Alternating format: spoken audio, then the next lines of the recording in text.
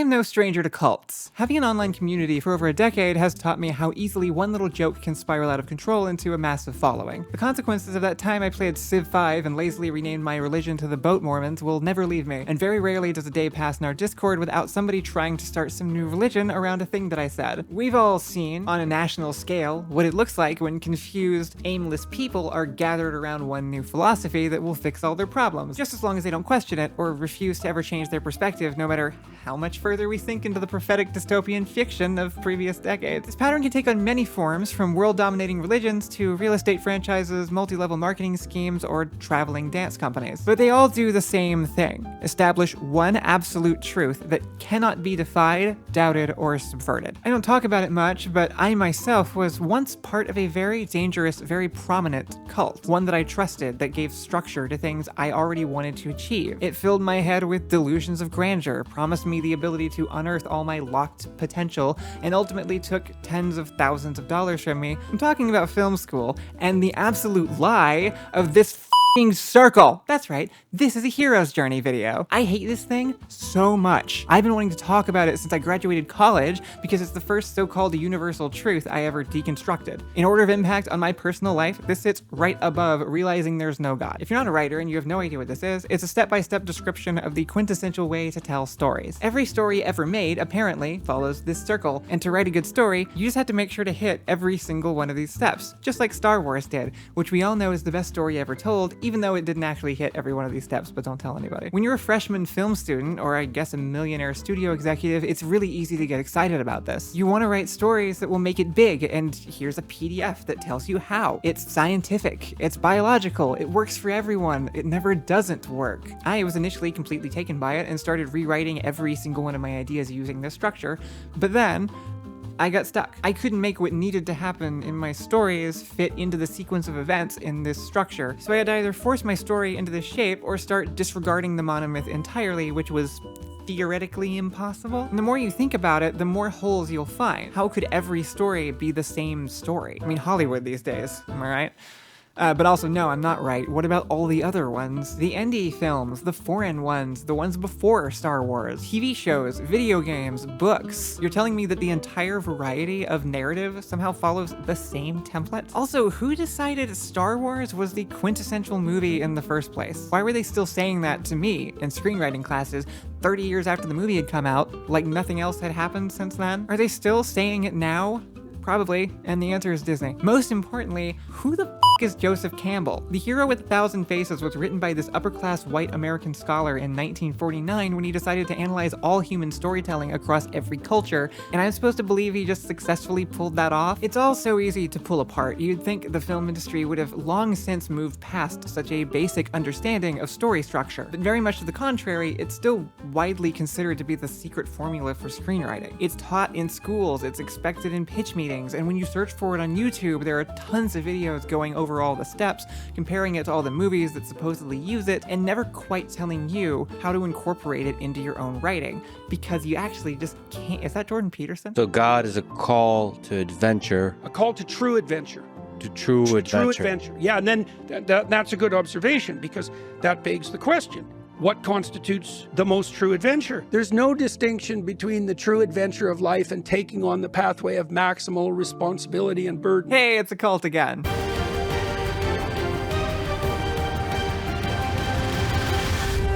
Pause. We have a patreon.com/doormonster. It has an entire library of exclusive content that you can only get on patreon.com/doormonster. Me and Alice just released a new episode of History Flunkies, the podcast where we don't know anything about history and try to remember it despite our American educations. And all donations go towards helping us pay our team so that we can keep making these videos. Patreon.com/doormonster. Thank you. That is all. I was originally just going to make a hero's journey video today, kind of a back to the basics writing video talking about why I hate it so much and what you should use instead. And I'm still gonna do that, but when I started looking into what other people had already made, I discovered that the hero's journey has maintained relevancy outside of Hollywood, and I need to understand what's going on. It would seem that a bunch of right-wing manosphere influencers have taken what already was a misinterpretation of a World War II era analysis of human storytelling and further abstracted it into a one-size-fits-all self-help guide for masculinity. That might sound crazy and dumb, and it isn't not that, but upon further investigation, I learned that gender roles have been deeply intrinsic to this overused tool since its inception. So this whole thing has ended up being way more cathartic and educational than I anticipated. But I'll get to all that. First, let's go over what the hero's journey actually is. Welcome to Intro to Screenwriting. The modern hero's journey is very well represented by this common circular diagram in that it's overly simplistic, seemingly meaningless, and tells you absolutely nothing about how to start writing a story. It relies on 3-act story structure, which represents the groundbreaking idea that a story has a beginning, a middle, and an end. Joseph Campbell further broke this down into 17 steps in his book, though the hero's journey has gone through some reinterpretations over the years, and the version you're more likely familiar with has 12. A brief summary. First, we start with the ordinary world, where we establish the hero being a normal, relatable white boy with brown hair, and he probably has some kind of dream or desire, but maybe not, like how Luke Skywalker wants to be a pilot, and how Bilbo Baggins would like to be left alone, please. Step 2 is the call to adventure, when a wizard shows up and tells the hero to be that they need to be a hero. It can be something other than a wizard, but it's usually a wizard. Step 3 is the refusal of the call, where the hero is contractually obligated to say, I can't do this is too crazy, at least once. Luke Skywalker does not do this, so just wanted to point that out. 4 is the meeting with the mentor, or when that old wizard played by an actor at the end of his career gives some essential advice and explains how important it is for the hero to do the rest of the movie. Then it's the crossing of the threshold, where the kids go through the wardrobe, or get on the magic train, or get scanned into the Tron computer, or whatever. This is when the hero finally goes from the ordinary world to the special world. Actual terminology. Step 6, tests, allies, and enemies. Nobody knows what goes in this one. Step 7 is the approach to the innermost cave, which is a metaphor for the hero and writer finally having to think about why all this is happening now that the movie is halfway over. Step 8 is the ordeal, where the hero reaches rock bottom and has to use everything they've learned so far just to survive. This is their greatest challenge, usually some kind of big fight. People die, important things are lost. Step 9 is the reward, where the hero emerges from their big challenge but has gained something in return. What is that thing? Doesn't matter. There are no rules and these aren't instructions. Step 10, the road back. They start going back, where back is apparently allowed to mean anything you want as long as they're going there. Because again, in Star Wars, this is around when they go attack the Death Star, which has nothing to do with the ordinary world Luke originally came from, so why is this considered the perfect example of this format? Then it's step 11, the resurrection, where the hero has to face one final challenge to show that they're better than everybody else, like Neo when he's about to die and stops the bullets, or when Luke puts away his targeting computer and trusts the Force, I guess.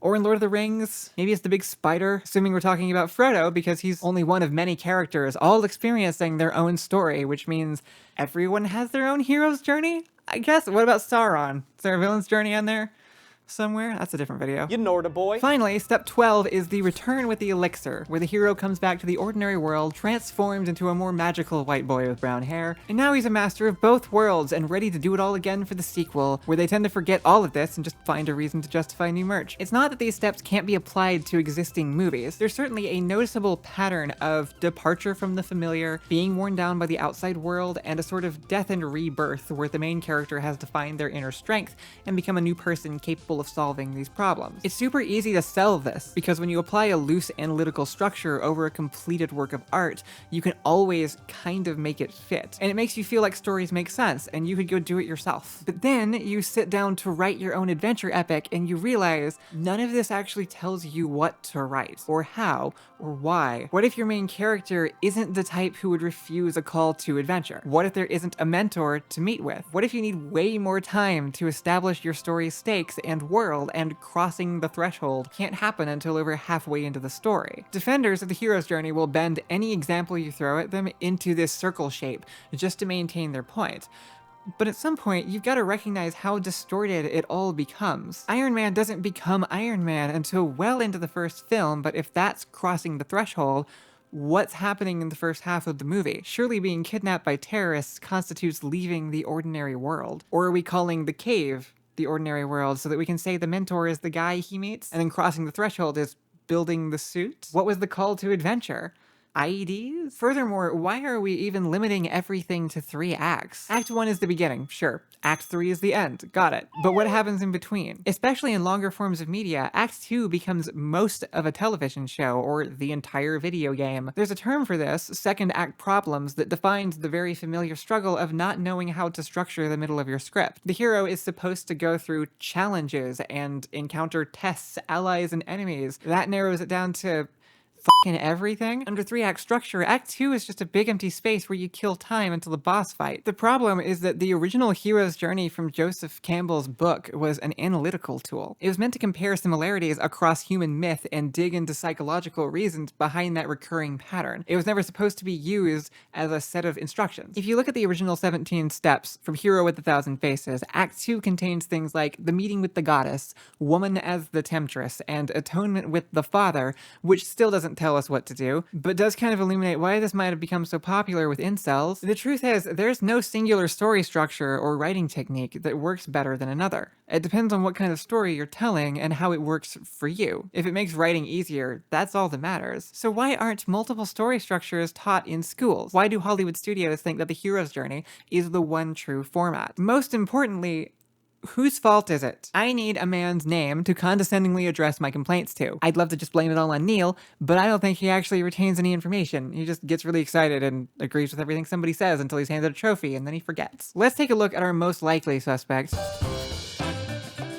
Despite my vendetta against its influence, I've never fully looked into Campbell or his book until making this video. I assumed he was a pretty typical male psychologist type, one link in an unbroken chain of generational wealth. But his family actually fled famine in Ireland, gathering just enough wealth to allow Campbell to pursue his education in the humanities in New York City, only for him to be hit by the Great Depression and end up in a Hooverville shack for several years where he did the bulk of his studying on psychoanalysis and the human subconscious. After the Depression let up, he was able to resume his academic career and start writing books, including The Hero with a Thousand Faces in 1949. He applied Western theories of narrative symbolism to Western anthropological understandings of rites of passage from various other cultures, and through that he found several common threads to create his idea of the monomyth, the one myth to rule them all, from which every other myth was born. For Joseph Campbell, this was not just an academic hobby, but a shocking revelation into humanity that carried deep philosophical implications. The flow of the hero's journey spoke to the fundamental needs of the human soul, so long as you dismiss the ones that it didn't apply to, like women. Scholars pointed out that the monomyth only worked by citing stories that fit Campbell's preconceived mold and leaving out equally valid stories that didn't. It's also pretty hard to find any ancient myth that actually fully follows his structure. The Epic of Gilgamesh, referenced multiple times in his book, ends with the hero failing in his journey and returning to his home without a boon. The entire story is about accepting your mortality and trying not to be the master of both worlds. Greek myth in general is often about the hero's ultimate failure and downfall and the harm they cause to others. Overall, The Hero with a Thousand Faces is just a work of one guy. It's a subjective understanding of patterns of human myth, and it has some interesting points on gender and some racist ones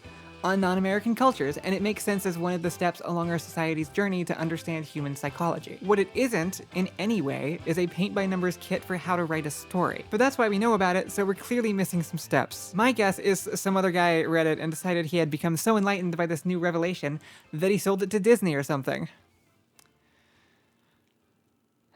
So what happened was... That seems like the perfect time to tell you about World Anvil, the sponsor of today's video, and an amazing tool that I think you would love to have. Because if you're watching this video, you probably haven't finished your novel, or you have a big D&D session coming up and you're procrastinating. World Anvil is a world-building, writing, and game-mastering desktop software made by people who actually know how to make that process easier. It comes with a whole suite of tools to help you write, organize, or even present and publish your outrageously complex setting and characters. Tools like plot templates, interactive maps, custom timelines, family trees and relationship charts, diplomacy webs, and it can all be cross-linked, updated, and organized in real time. And if you're a game master, it also comes with over 100 supported systems, tools to plan and present your campaigns, including a full campaign manager and digital storyteller screen, plus templates for custom NPCs, locations, and plots. Honestly, there are so many features, I don't have time to list them all off. Several members of our production team use World Anvil for their D&D games and absolutely love it. If you want to try it out for your own writing and support this channel in the process, you can use the link in the description to go to worldanvil.com and use the code DoorMonster, and you can get 51% off any yearly membership. Lots of insufferable filmmakers looked to the hero's journey over the following decades as an inspiration for their storytelling, with the foremost fan undoubtedly being George Lucas, who claims to have based the original Star Wars on this template, even though, again, Luke never consults a goddess or mother figure. He never returns to Tatooine with a boon for the moisture farmers, and he can hardly be called the Master of Two Worlds when he ends up exclusively in the special world as a Jedi. But that didn't matter, because Star Wars made more money than anybody had ever seen. It was such a big deal when it first came out that at Christmas, the toy companies selling Star Wars merch had to start handing out empty boxes with certificates promising the action figures when they eventually made enough of them again. It single-handedly saved 20th Century Fox from bankruptcy. Summer blockbusters did not exist before this movie. Hollywood is still obsessed with recreating Star Wars mania, but there are two major problems. One is that trying to make art into a reliable business model doesn't work because there are just too many variables you have no control over. There is no consistent formula that's going to produce a worldwide phenomenon and rake in the big bucks every single time. The second problem is that corporate executives are dumb as hell, and if you tell them you found one, they're just gonna do that forever. In the 1980s, a story consultant at Disney named Christopher Vogler, inspired by Star Wars, restructured Joseph Campbell's work into 12 steps that we went over earlier, and sent out a memo to the whole company urging them to use it. It caught like wildfire, and the rest is history. Every producer and executive in America now thinks they know what makes a good screenplay, and they expect to see it no matter what. I've literally been told to pretend that I use the hero's journey if I plan to pitch an idea. Even if I didn't, you still have to label it with the 12 steps so that they think you know what you're talking about. And that's wild, considering that since this was first introduced, we've lived through the golden age of television, the Netflix 8-hour movie, the superhero multiverse, the growth of video game storytelling, and their adaptation into traditional media, and we're still insisting that this motherfucking 12-step, male-centered Jungian circle diagram that looks like a piece of clip art from Microsoft Office 2000 is what's gonna help you become a master screenwriter. That's cult shit. Ironically, the hero's journey is only ever useful because it isn't universal. Even in the memo, Vogler says that he's retelling the hero myth in his own way, and that every storyteller bends the myth to his or her own purpose. Its format, in practice, can only work if it's malleable. Each element has to be removed, changed, replaced, or reinterpreted for the sake of variety. Otherwise, every movie that supposedly uses it would feel exactly the same. So all that's preserved is the basic structure of departure, initiation, and return, which is, again, the barest definition of what an adventure is. It's not an insight into universal humanity, it's a clothesline to clip plot points to. Eventually, everybody has their own version that they prefer to use, which means there are dozens of monomyths out there, undoing the entire point of this whole experiment. And still none of them tell you what to do when you've got two really important scenes and you don't want to just jump from one to the other because they're both really heavy, but you can't think of anything to put in between them, and you've been staring at this stupid circle looking for an answer you will never find. The hero's journey is everything I hate about the film industry. It exists for the same reason as remakes of our favorite childhood movies or AI. It's just a way for studios to quantify and anticipate creativity, and then it gets sold to artists as a meaningful tool pulled from the depths of the human psyche, something so intrinsic to our experience that it must be honored and accepted without question. And if that's not a cult, I don't know what is. Don't do the hero's journey. You've been warned. I'm just glad I finally made this video before it got out of hand. Once I got into conversation with Joseph Campbell, it changed everything. Joseph Campbell gave me a religious sense of life back. This is the hero's journey, right? You look at all the stories of mankind, and you look back and you see there's this same path. It means you gotta be called on a new adventure. You discipline your disappointment, and you move forward. This is why you don't leave men alone with philosophy books. There's an element of the hero's journey we haven't covered yet, that didn't even begin to occur to me until later in life, and then became shockingly clear once I sat down to work on this video. I always knew it was more limited than people implied. It drove me crazy how every story it created was so externally focused and rewarded what felt like very surface-level character development. Campbell's original phrasing of some of the steps, like woman as temptress, always sounded bizarrely specific and unrelatable for what was supposedly the summary of all stories. But somehow, now, it took me years to put my finger on why. It's because it's a story for men. Western, modern, normatively socialized men. That's why all the most common examples, Star Wars, The Lord of the Rings, Harry Potter, Fight Club, are largely aimed at the same target audience. When I was being taught the hero's journey, mid-2000s rom-coms were never referenced. Slice-of-life shoujo anime wasn't being considered. Deconstructions of our expectations of storytelling itself, like The Amazing Digital Circus, hadn't even been conceived of yet. It doesn't just fail to explain all human experience,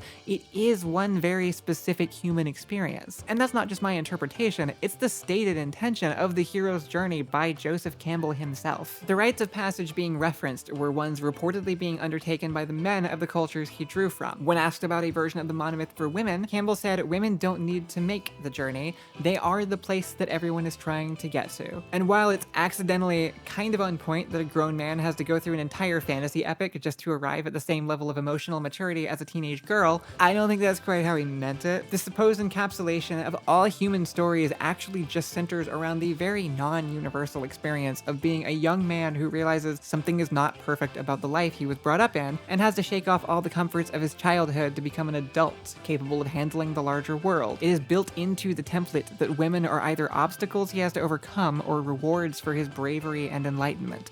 And if you think that kind of sounds like incel logic, they would agree. It honestly makes a lot more sense that the hero's journey was adopted by the manosphere as a template for their own self-actualization than it does that we turned it into a screenwriting tool, I think. Campbell was a philosopher interested in the human psychology of narrative because he wanted to be a storyteller and he couldn't get past his own issues, and that's just Ben Shapiro. For those somehow not in the know, the manosphere is a loose collection of online communities united by the belief that men are actually the real victims of modern society. It ranges from the relatively mild to the genuinely dangerous, but the through line is that feminism broke everything and the only way to find true value is through climbing a made-up hierarchy. The hero's journey presents an uncomplicated solution to these problems and an easy meaning to life struggles. It's a clear path with clear morals, and it's no surprise that it often also gets merged with Christian values. This makes it easy material for a motivational speaker to inspire you with ancient wisdom. You are the hero of your story. You are on the right side. It's you against the world, and you will succeed due to your just beliefs. This is popular in right-wing circles because it allows them to discourage systemic reforms by focusing on individual behavior modification and conformity with the framework of ancient masculine ideals. In his video, How to Actually Go on the Hero's Journey,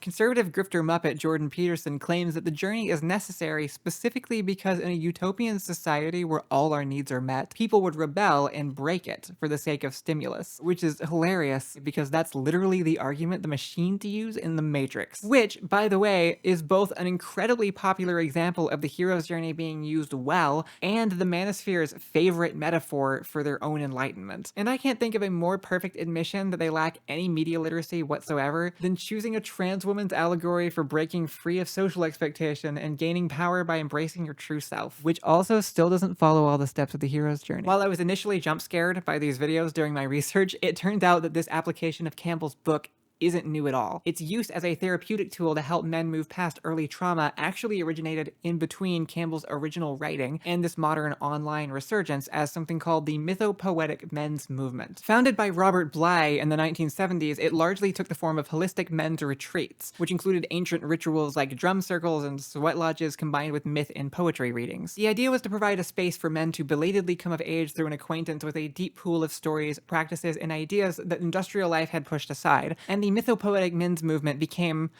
a cult. Basically, it was a cult. Seeing the rampant sexism in the movement today, you'd be tempted to assume this early version had the same motives, but as far as I can tell, that wasn't the case. Bly's followers wanted to be transformed into healthier, more productive members of society, and they tended to express sympathies with the feminist movement of the same decade. Not only that, but it turns out this is actually where the concept of toxic masculinity comes from. It was a term used to distinguish between correct masculinity, as achieved through these practices, and its toxic form, seen as a misguided reaction to social pressures. The founder himself maintains that he did not intend to disrupt feminism or counter it in any way. He believes that the misogyny we tend to see in these movements now came from horizontal forces which pulled the women's work away from feeling and pulled the men's work toward fundamentalism. For him, the problem wasn't women, but the men within the corporate world. Now, did it eventually mutate into the most loyal defender of toxic masculinity and give birth to the anti-feminist echo chamber that we now live in? Yeah, but that wasn't inevitable, and that brief window finally shed some light on a mythic structure I feel like I can wrap my head around. Calling the hero's journey a monomyth with no further explanation is reductive not just to the rest of human storytelling, but to the hero's journey itself. If we look at it honestly, it represents a common sympathetic male experience, especially in a modern post-industrial world, one of being trapped in a state of arrested development and having to make the active choice to move on, improve, and bring something back to your society. It's a good story. It's just not the only story. Nothing is. That's stupid. That's not how art works. I've talked about this like so many times. So now is the annoying part where I say that there is no one single alternative to these basic writing tools. You can use any method that works for you, and your story isn't going to be structurally deficient or spiritually meaningless just because it doesn't follow one guy's understanding of how it should work. But since the whole problem that gets us into this mess in the first place is not knowing where to start, I'll do the only thing anyone really can and share what works for me. First, I prefer to start with Shakespearean 5-act structure. It helps me block out the actual major moments of narrative propulsion without getting too granular too early. Act 1 in this structure creates a pre-existing conflict. Instead of a vague, idyllic, ordinary world, something is already wrong and our characters are trying to solve it, which creates a sense of history and immediately draws us into the world. Act 2 is when you introduce the main surface level plot, the thing that appears on the movie poster. Importantly, to create depth, this will make the pre-existing conflict from the previous act even worse by complicating things. Act 3 is a climactic turning point. Not the actual climax, but something that dramatically changes the direction of the story. If the heroes had a plan or were going in a particular direction, this is where it all falls apart and they have to adapt. In Act 4, everything is spiraling out of control from the constant barrage of things going wrong. This is where characters can pause, reflect, regroup, fail, and do all that stuff that only loosely defines the second act of 3-act story structure.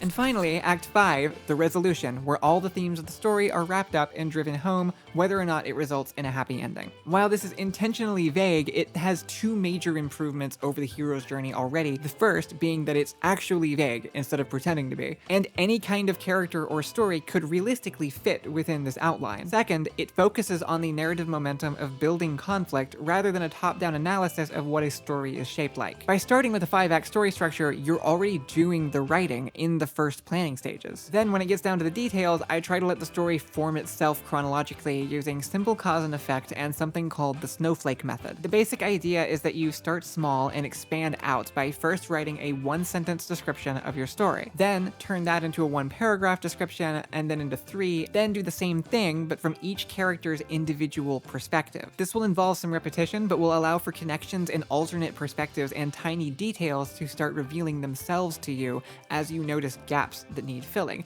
And then finally, for individual scenes, I often refer back to the advice that story beats should always be connected using the words but or so, never and. For example, Joseph Campbell wrote a book about his observations of the similarities of myths across human culture, but a bunch of narcissists who wanted to make a ton of money turned it into a catch-all blueprint to remake the same myth over and over again. So, the world plunged into remakes and fascism at the end. So whose fault is it? Is it Joseph Campbell, the complicated man who wanted to better define human experience but let his personal biases get in the way? Is it Christopher Vogler, the corporate screenwriter looking for ways to optimize Disney's bottom line? Or is it more complicated than blaming a single guy? Maybe, like the mythopoetic men's movement first suggested, it's the fault of our increasing distance from the natural development we were once intimately familiar with, stifled by a society that encourages consistency and productivity over personal responsibility and maturity.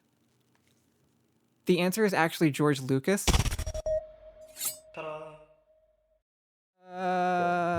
Hi. I've had a long 2 weeks, but I'm still here. Thank you for watching. Please like, subscribe, comment, and just do anything you can to interact with this video. My favorite ones so far have performed the least good, because that's always how that goes, and I'm really hoping that this one does a little bit better. Thank you again to World Anvil for sponsoring. Thank you so much to Chris, Cass, and Olive for helping make this video happen. If you were around for the Jingle Jam streams a couple of months ago, the first reward video has been released, which is Matt's AMA. That is over on my personal second channel, linked in the description below. It's free, anybody can go watch it. There are more over on Patreon, and if you like these videos and want to see more exclusive content, please consider checking Patreon out. We're still very much trying to get it off the ground, and Patreon is pulling so much weight right now in making sure that everybody can continue making these. And I think that's about it for today. Thank you so much for watching, and I will see you next time with something new.